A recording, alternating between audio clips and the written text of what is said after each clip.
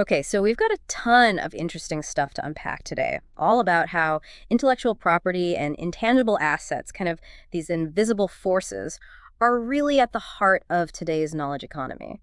Yeah, it's a pretty fascinating shift. And, we've gotten a lot of questions from our listeners on this very topic. So, Exactly. So our goal today is to kind of cut through the noise and really get to the core insights for everyone. No need to rehash all the basics. We'll jump right in, assuming our listeners are already pretty familiar with the general concept. sounds good to me. A deep dive it is then. A deep dive it is. So, think about it. When you look at the biggest, most valuable companies on the planet right now, names like Apple, Microsoft, OpenAI, Google, Amazon, and Nvidia, they're not built on factories or owning tons of land or natural resources, at least not in the traditional sense. Right. They're built on ideas, on code, on algorithms, and things like design and user experience, Exactly. It's all this invisible capital that really makes them tick. which really highlights this massive shift in where economic value actually comes from these days. Yeah. The 21st century economy, it's not just about physical stuff anymore. It's about Yeah. human creativity. It's about innovation. It's about insight. And it's about invention. All of these are fundamentally intangible things, invisible things. So let's break down some of these key intangible assets. Everyone talks about data as the new oil, but, well, raw oil isn't that useful until it's refined. Exactly. Data is the same. It needs to be processed, analyzed, and structured to be useful. You need to turn it into personalized experiences, automated systems, things like predictive analytics. That's where the real value is created. Right. And then alongside data, there's software and algorithms. Oh, absolutely. These are all about problem solving, but at scale. Think about how they can automate processes, optimize all kinds of operations, and just completely change how businesses function and grow. It's pretty incredible. And then there's the power of brands. For a lot of companies, their brand, that trust and loyalty they've built with customers, that's their most valuable asset, right? Yeah, for sure. Just think about how certain brand names, just seeing or hearing them, immediately evokes certain feelings, ideas about quality, even aspirations. That's incredibly powerful. Yeah. And again, totally intangible. It really is. Yeah. And we can't forget about know-how and trade secrets. This is all the stuff that doesn't get patented, but it's what gives a company a unique advantage. Yeah, there's secret sauce. Yeah. Right. Unique methods, processes, those things that are really hard for competitors to figure out and Yeah. copy. And that makes them extremely valuable. Totally. And then, of course, there's design and user interface, or UI UX, as everyone calls it. Mm. The way a product looks, the way it feels to use, that has a huge impact on how people connect with it and whether they'll actually use it. Right. And good design can create that emotional connection, that ease of use that makes a product really stand out. And even organizational culture, that can be a huge intangible asset, too, right? Oh, definitely. A company with a culture that fosters innovation, that encourages taking risks, that's resilient in the face of challenges that can make all the difference in the world, it can really set them apart. And this is where intellectual property, or IP, comes into play. It's the legal framework that turns all these intangible ideas into actual, tangible economic value. It's almost like the Alchemist's process, turning lead into gold, A right? good analogy, yeah. Yeah. It gives you the mechanisms to protect these crucial assets, and then critically, it provides the tools to actually make money from them. But what's kind of alarming is that despite how important all this is, your sources point out that intangible assets are often overlooked, undermanaged, even misunderstood. Yeah, you'd be surprised how often, even at the highest levels of companies, in boardrooms and startup pitches, they don't get the attention they deserve. It's like this blind spot, and that creates a big strategic risk. It really does. And then on top of all that, you have the rise of artificial intelligence, or AI, which is kind of throwing all this into even sharper focus. Oh, for sure. AI has been called the ultimate intangible engine, and it's easy to see why, right? It's all about data, algorithms, really complex systems. Yeah, and it's not even necessarily that AI is creating a new type of intangible value, but it's really exposing how crucial and potentially vulnerable these existing intangible assets are. Absolutely. So if you break down any generative AI model, you've got some core intangible components that you have to consider. Okay, like what? Well, first, think about data ownership and access rights. Where did the data to train this AI come from? Who owns it? Who has the right to use it? These are huge legal questions, and they have huge financial implications too. Right, totally. So beyond the data itself, what else is there? Okay, then you have to think about the actual algorithmic innovation, Ah, the unique methods they use to train and refine the model. Is that something that can be protected with patents? That's a big question. Yeah, I imagine that can get pretty tricky. It can, because you have to demonstrate that this algorithmic innovation isn't just some abstract idea, but that it's an actual invention, something with a real practical application. Patent offices are getting a lot more careful about this, making sure that what they're patenting is truly inventive and novel. Interesting. So, what are the other intangible elements at play with AI? Well, there's the architecture of the AI itself, how it's structured, its parameters, all of that. Maybe that can be protected as a trade secret or maybe even through copyright in some cases. I see. And then, of course, there's the user interface. I mean, in the world of AI, where so many tools are coming out all the time, having a really smooth and intuitive user experience can make a huge difference. It can. And it's something companies want to protect. They don't want their competitors just copying their user interface. Then finally, there's the issue of brand trust and adoption. With AI especially, there are a lot of concerns about trust, about potential risks. A strong brand can really help build confidence and encourage people to use the technology. Right. It's almost like there's this psychological contract between the user and a trusted AI brand. Exactly. So the problem is a lot of the legal rules around AI, they're still being figured out. It's the Wild West out there. Yeah, pretty much. Yeah. There are arguments and legal battles happening all the time about things like copyright for the data used to train AI, or whether you can even patent an invention that was made by an AI. Wow. It seems like companies are rushing into AI with incredibly powerful tools, but without really thinking through the implications for their intangible assets. Yeah, and that creates a lot of risk, both missed opportunities and potential vulnerabilities. So what's the solution? Well, this is where IP has to become a core part of your strategy. It can't be an afterthought. So it's more than just a bunch of legal documents. Way more. Think of it as the architecture of your value proposition, the skeleton of your innovation, the blueprint for your growth, the compass for your differentiation. It's that foundational. Okay, so let's unpack that. Your sources talk about IP as strategy. What does that actually mean in practice? Well, strategically, IP is what defines, protects your competitive advantage. It's what helps you build those moats around your business that keep competitors out. Having a strong IP portfolio, that's a huge asset when you're trying to attract investors. Because it signals that you have something defensible, something that's uniquely yours. Exactly. And investors, they see that as reducing risk, which means they're more likely to invest and at a higher valuation. And IP strategy, it should be tied to your business milestones, whether you're entering a new market, launching a disruptive technology, or forming a strategic alliance. Makes sense. And strong IP can also give you leverage in negotiations, right? Absolutely. When you're negotiating investment terms, licensing deals, all of that, the strength of your IP, how it's structured, that all plays a big role. For example, let's say you're a startup developing a new AI algorithm.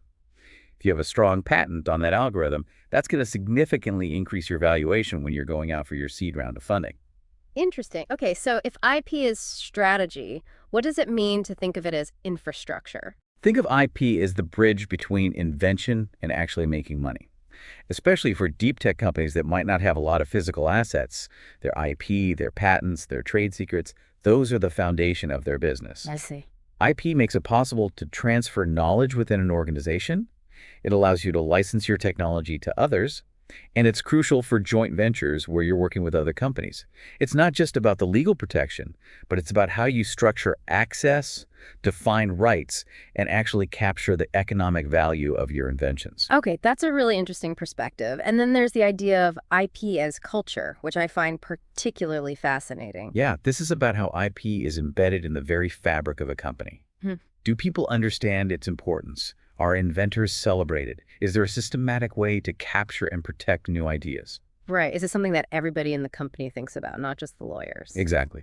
Companies with a strong IP culture, they treat knowledge as a valuable asset, they encourage invention, and they make sure that their IP is protected properly. So it becomes a mindset, a way of thinking, a way of working. Totally. And when IP is a core value, it changes how everyone operates. Engineers, they start thinking about patentability when they're designing new things. Sales teams, they can articulate their unique value proposition more clearly because they understand the IP behind it. And executives, they can make better strategic decisions because they know they have a strong IP foundation. It becomes part of their DNA. I see. So it's about shifting from a reactive approach to a proactive one, where you're thinking about IP from the very beginning. Exactly. And that leads us to the concept of an IP-centric mindset. This is really the key to unlocking the full potential of IP. Okay, so how do companies actually cultivate this mindset? What are the steps? Well, the first step is to really understand what you have. Conduct a thorough audit of all your intangible assets. And I don't just mean patents and trademarks. Think about customer insights, algorithms, user experience designs, your processes, data sets, even aspects of your culture that contribute to innovation. It's like taking inventory, but for your intangible assets. Right. You can't protect what you don't know you have. So you need to get a clear picture of everything that's valuable, even if it's not immediately obvious. There are tools to help with this, or you can bring in experts who can guide you through the process. Makes sense. What's the next step? Once you know what you have, you need to make sure your IP strategy is aligned with your business goals. IP isn't just about protection, it's about achieving your objectives. So it's about being strategic, not just reactive. Absolutely. So for instance, if you're building a SaaS platform, you might focus on copywriting your user interface and protecting your key workflows as trade secrets. If you're a deep tech company, you might prioritize patenting your core technologies before you disclose anything publicly. Right. It all depends on your specific situation and what you're trying to achieve. And then a really crucial part of this is building a strong IP culture within your organization. Okay, so how do you do that? Well, you need to educate people about IP. Provide training, make sure everyone understands the basics. You should have a system for capturing new ideas, what's called an idea disclosure program, so that nothing gets lost. And involve people from different departments in your IP decision-making. So it's about creating a culture where everyone understands the value of IP and feels empowered to participate in protecting it. Exactly. Because ultimately, the best IP strategy is one that's embedded in the way everyone works. Makes sense. And it seems like thinking about IP from the earliest stages is also really important. Oh, definitely. Designing with IP in mind, that's crucial. You want to think about potential protection options right from the beginning, from the first sketches, the first lines of code. So you don't accidentally give away something valuable before you've had a chance to protect it. Exactly. And it also allows you to build defensibility right into the product itself. You can design features, processes, even user interactions that are protectable. Interesting. And in today's collaborative world, how does IP play a role in partnerships? Well, in a world of open innovation, joint ventures, all of that, IP becomes the foundation of trust. It's crucial to have clear agreements about who owns what, who has the right to use what. Because if you don't have those agreements, things can get really messy. They can. Whether you're working with a research consortium, another company, or even in an open source project, having well-defined IP agreements is crucial for success. And it seems like this proactive IP mindset, it's not just about mitigating risk, it's about creating opportunity. For sure. It's about building a strong foundation for growth, for collaboration, for market leadership. Now, I know you've spoken with a lot of companies about their IP strategies, and Dr. Benjamin Delsol, your mentor, has seen some clear patterns emerge. He has. And one of those striking things is that the most successful companies, they don't see IP as a cost. They see it as an investment, a driver of growth. That's a big shift in perspective. It is. They understand that IP can significantly increase their value, help them stand out from the competition, attract investors. They talk about IP early and often. It's part of their core strategy. So it's not just a legal issue, it's a business issue. Exactly. And another key trend is that these fast-moving, innovative companies, they embed IP into their innovation process from day one. So they're not waiting until the last minute to think about IP. They're making it part of the process from the very beginning. Right. They're documenting their inventions. They're thinking about protection strategies. They're building IP into their product development roadmap. And they're not just protecting the end product. They're protecting the underlying methods, the systems, the frameworks that drive their innovation. So it becomes an integral part of everything they do. It does.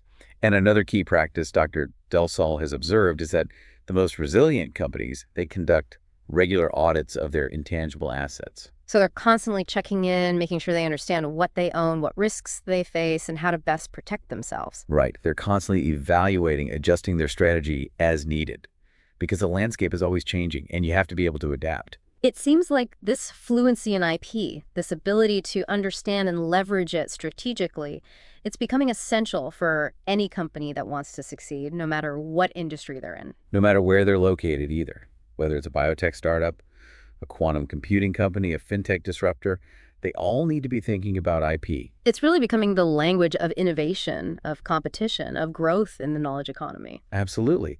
But amidst all this focus on technology and strategy, We can't forget that the heart of it all is the human element. These intangible assets, ultimately, they come from human minds. That's a really important point. Can you elaborate on that a bit? Well, true creativity, that spark of originality, that's something that comes from people.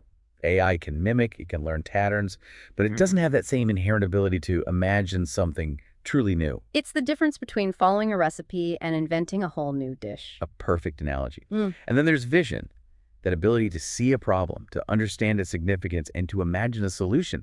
That comes from people too. And that vision, that's what gives purpose to innovation, right? It's what connects all the individual efforts to a larger mission. Exactly. And finally, there's storytelling. The ability to take these often complex innovations and make them understandable, relatable, even inspiring. Because if you can't communicate the value of your innovation, if you can't tell a compelling story about it, it's hard to get people excited about it. It is. And investors, customers, even regulators, they all respond to stories. So IP, in a way, it's the bridge between these uniquely human qualities and tangible economic value. It is. It recognizes the contributions of creators, it Mhm. gives them a way to protect their work, and it provides a framework for sharing those innovations with the world. It takes something that starts in the mind and turns it into something that can have real impact. It's like the translator, the language that allows these intangible creations to enter the marketplace, to become part of the economy. That's a great way to put it. And on a broader level, IP fosters trust, it encourages collaboration, it allows people to innovate without fear, knowing that their work is protected. So it's like the social contract of the knowledge economy, where ideas have value and creators have rights. I like that. It's a powerful way to think about it. So for our listeners who are trying to navigate this complex world of IP and intangible assets, it seems like having expert guidance is crucial. It can make all the difference. And that's where a company like Delsol comes in. Oh, tell me more about them. Well, Delsol stands for Disrupt, Evolve, Lead, and Strategize for Optimum Liftoff. They were founded by Dr. Benjamin Delsol, my mentor, who is a real leader in IP strategy, business strategy, and innovation consulting. I see. He's developed some really innovative approaches to IP, things like deep techization, which is a specialized due diligence process for deep tech companies, the IP Tai Chi approach for balanced IP management, the Stoic CIPO approach for resilient IP leadership, and the HMS Delsol venture. All of these provide unique perspectives on how to navigate the complexities of IP. It sounds like Dr. Delsol has a wealth of experience in this field. Oh, absolutely. He's a European patent attorney and litigator, and he has degrees in IP law, quantum physics, and neuroscience. Wow, that's quite a combination. Yeah, he brings a really unique perspective. He works as a fractional chief intellectual property officer for companies all over the world, and he holds leadership positions at the Quantum Strategy Institute and the I3PM International Institute for Intellectual Property Management. He's recognized internationally as an international partner and the Switzerland co-chairman of the World Business Angels Investment Forum, the WBAF, where he's a member of the Global Science, Technology, and Innovation Committee. He's also a member of LES France. And on top of all that, he advises various international firms and mentors startups at places like Tango, QAI Ventures, Mass Challenge, and Q&Evans. Wow, so he's really at the forefront of this field. He is. And Delsol, the company he founded, they're not just a law firm, they're a strategic partner. They help companies understand, protect, and leverage their intellectual assets. So they're not just about legal documents, they're about business strategy, about growth, about innovation. Exactly. They have this deep understanding of how IP fits into the bigger picture, and they tailor their services to help companies achieve their specific goals. So what are some of the benefits of working with a firm like Delsol? Well, first, you get access to world-class expertise. These are people who've been at the forefront of IP for years. They've seen it all. They know how to navigate the complexities. And their approach is really holistic. They don't just focus on the legal aspects. They look at how IP integrates with your overall business strategy. So it's not just a siloed approach, it's integrated with everything else the company is doing. Right. And they have a global reach, so they can help companies no matter where they're located. But at the same time, they provide very personalized service, so you're not just a number to them. I see. And they seem to be very forward-thinking, too, especially when it comes to areas like deep tech and AI. Yeah, they're constantly staying ahead of the curve, anticipating the challenges and opportunities that are emerging in these rapidly evolving fields. So for companies that are serious about their IP, Delsol seems like a great partner. They are. Well, this has been a truly fascinating deep dive into the role of IP in the knowledge economy. It's clear that IP is no longer optional, it's foundational for any company that wants to be successful. It really is. And the competitive landscape, it's not just about physical assets anymore. It's about what you know, how you share it, and how you protect it. It's about those intangible assets, those invisible forces that are driving so much value creation. Absolutely. And it all starts with human creativity, with those sparks of ingenuity that come from people. IP is what allows us to capture those sparks, to protect them, to turn them into something tangible. It's a powerful mechanism for turning ideas into reality, to impact. So for our listeners, the key takeaway is this. Embrace this shift. Manage your intangible assets strategically and see IP not as a constraint, but as a tool for liberation, for growth, for building a better future. I couldn't have said it better myself. And a final thought to leave you with. In this knowledge economy, the future belongs to those who understand how to shape, protect, and share their invisible empires. Think about the intangible assets you have, the ideas you're working on, the innovations you're creating. How can you leverage IP to unlock their full potential? That's the question we should all be asking ourselves. It really is.